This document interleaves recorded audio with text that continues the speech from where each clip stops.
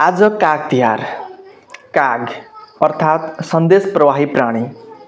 काग करायो भने केही सन्देश या पाहुना आउने जनाउका रूपमा नेपाली समाजमा लिने चलन अझै पनि छ, हैन र?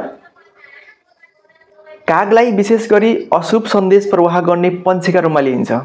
धर्मशास्त्रहरू अनुसार नर्कलोकका अधिपति यमराजले पृथ्वी लोकमा भएका मानिस लगायत सम्पूर्ण जीवित प्राणीको जन्म मृत्युको विवरण राख्ने गर्दछन्। त्यस्तो विवरण ल्याउने र लैजाने काम भने कागले गर्छ भन्ने मान्यता रहिआएको छ किंवदन्तीहरूमा।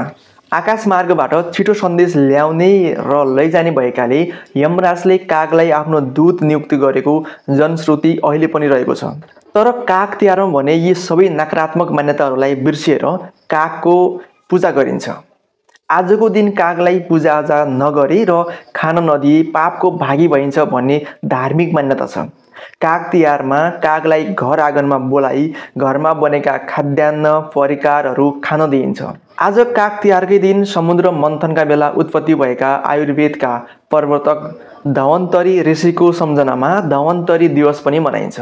आज यमदीप दान गर्नाले यमराजको यातनाबाट मुक्त हुने अर्को एउटा जनविश्वास र धार्मिक विश्वास समेत रहेको पाइन्छ। यही तिहारको पहिलो र महत्त्वपूर्ण दिनलाई नै काग तिहार भनिन्छ। तिहार पर्व अन्तर्गत कार्तिक कृष्ण त्रयोदशीदेखि कार्तिकको शुक्ल द्वितीया तिथिसम्म 5 दिन मनाइने तिहार पर्वको आरम्भ आजको दिन काग तिहारबाट सुरु हुन्छ। काग तिहार कार्तिक कृष्ण त्रयोदशीका दिन पर्दछ। काग तिहारमा कागलाई यमराजको सन्देशवाहकका रूपमा समेत पूजा गरिन्छ। काग तिहारका दिन मात्रै कागलाई सम्मानका साथ पूजा गर्ने र खानेकुरा दिने चलन रहेको भए तापनि माघे संक्रान्तिको दिन समेत तपाईको कागलाई चाहिँ मिष्टान्न खुवाउने या कागलाई भोजन गराउने चलन समेत हाम्रो समाजमा रहिआएको छ। हामी सबैको आगनीमा सदा सर्वदा कागले हर्ष र उत्साहको सुसमाचारहरू ल्याइरहोस्।